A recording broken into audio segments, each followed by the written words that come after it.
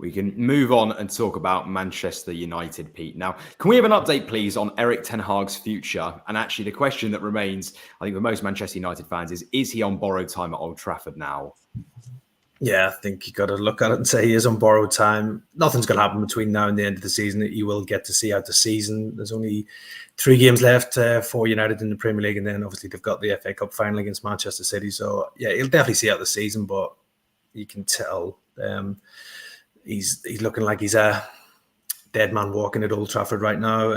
I think obviously with Ineos coming in and the massive changes that are going on at United off the pitch, I think they won't be happy with the way the season's gone under Ten Hag. It looks like they're going to miss out on Europe altogether unless they can win the FA Cup against Manchester City. League form's not been good enough.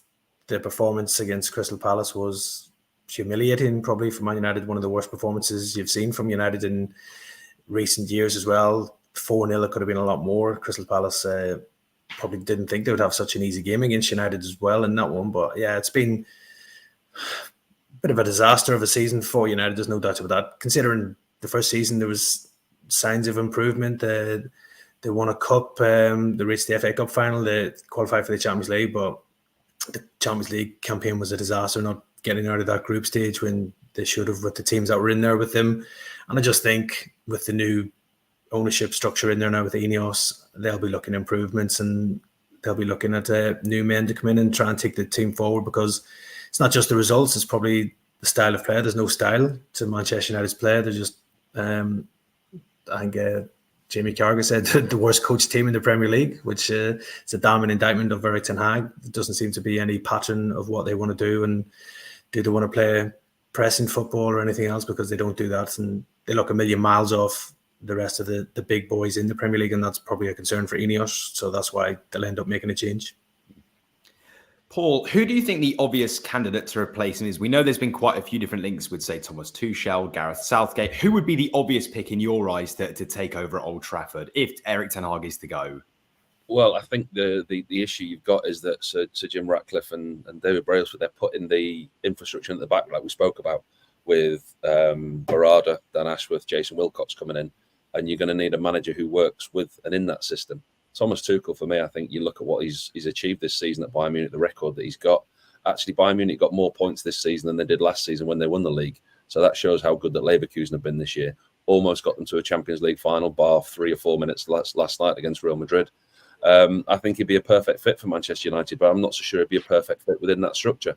Whether it be a conflict of, not a conflict of interest, but a conflict between the boardroom, the sporting director, the director of football, whether that he's the type of person, because every club that Thomas Tuchel has left of late, it seems to be under some kind of cloud. He's fallen out with somebody, and there's a lot of strong characters in that Manchester United boardroom now.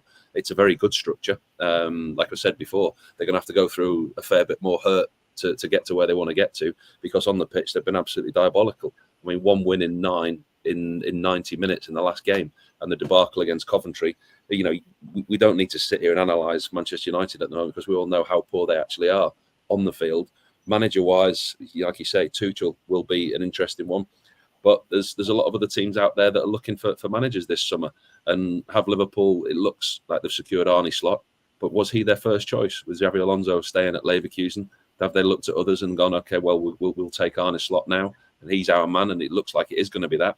But for Manchester United, it's an interesting one, because I think it'll be, if Graham Potter hadn't blotted his copybook as such at Chelsea, I think with that structure, with those people there, I think Potter would have been a shoo-in for Manchester United. The way that he works in that structure, he works with the players and he coaches the players that he's given, doesn't necessarily have a lot of input on recruitment. And with those people at Manchester United, he would have worked in that system. Whether they look at over the Chelsea situation and say, look, he wasn't the only manager at Chelsea to struggle under that regime with those amount of players, and it just didn't work for him. He doesn't become a bad coach overnight. Whether that's somebody that they look at, I think that's a realistic possibility. Tuchel, I think, would be a really good fit for United and a club that size. The thing with United is, though, Manchester United, it's the size, the stature, the expectation of the club, the global scale that's on. A manager that goes into Manchester United is going to be under immediate scrutiny, and they have to be the certain type of character that can handle that as well as the dressing room, because there's a lot of big egos in that dressing room. There's a lot of issues in that dressing room. There's going to be a lot of comings and goings in that team because it hasn't been good enough.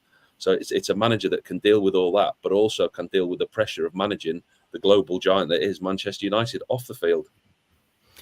Pete, if we focus on Thomas Tuchel for a minute, do you think he would target any players if he is to join United from Bayern Munich, from Chelsea potentially? Could we actually see Harry Kane become an option if he is to, well, it looks like he is set to go trophyless. I mean, do we think that would be a realistic option for Manchester United? Right now, it's not realistic. In my opinion, I don't think Man United, as crazy as it might sound, don't have the finances to go out and do that somewhere unless they're selling a lot of players. I think they're working on a tight budget right now as it is, and that budget's going to be hit even more because they're going to miss out on Champions League football and the revenue that brings. They could end up missing out on European football, full stop. Again, that hurts the revenue streams for United. Last summer was the time for United to sign Harry Kane, and they couldn't get it done. He ended up going to Bayern Munich. I'm sure if Man United had agreed a fee with Spurs like Bayern Munich did, Harry Kane probably would have chosen Man United over Bayern Munich, but he went to Germany. He's had a great season himself, scoring lots of goals. Obviously, he'll be disappointed that he's going to end up trophyless, but I just think for Man United right now, they can't even be thinking of signing someone like Harry Kane. Obviously, he would be a big answer to their problems right now because they are missing a number 9, but I think financially, it's not a deal that United could do this summer, and obviously, I don't think Bayern Munich would be too open to selling Harry Kane either because he's become a key man already for the German champions. Harry Kane will obviously wait and see who comes into the Bayern Munich job this summer, and if they bring in a big name, he'll be hoping that they can go one better next season and win the German title and give another tilt at the Champions League as well. But yeah, if Thomas Tuchel was to take over at Man United, he would obviously want some backing in the transfer market because that squad does need a lot of open heart surgery. There's no doubts about that. Players are going to come and go at Old Trafford this summer. I think that's pretty inevitable under the new structure under Ineos. But I just think right now, I don't see Harry Kane being a realistic target. And even for Thomas Tuchel, if he was to go, I'm not sure what players he could maybe lure away from Bayern Munich. And Pete, on that note as well, if we look at some outgoings potentially at Manchester United, there's been some rumours that have floated around about Bruno Fernandez's future. Have you got an update on him, please? And actually, is there real validity to that story? Could we see their captain go this summer? Yeah, I don't see that happening. I think Bruno Fernandez is such a key man at United. He's probably been their one shining light this season. His numbers are still right up there with goals and assists and everything. We know he comes in for criticism because of sometimes his petulance and everything else. His character has been questioned whether he is the right man to wear that Manchester United armband.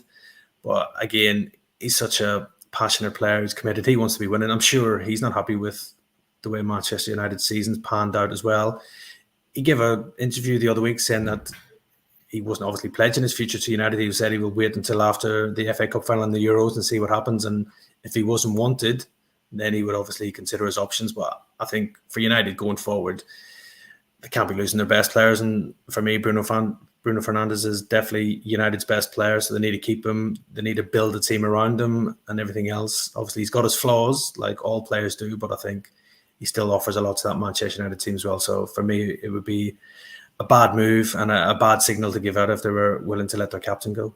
You've just watched a segment from Football Insider's brand new podcast, The Inside Track, with me, Lewis Pearce, alongside the guests on the show.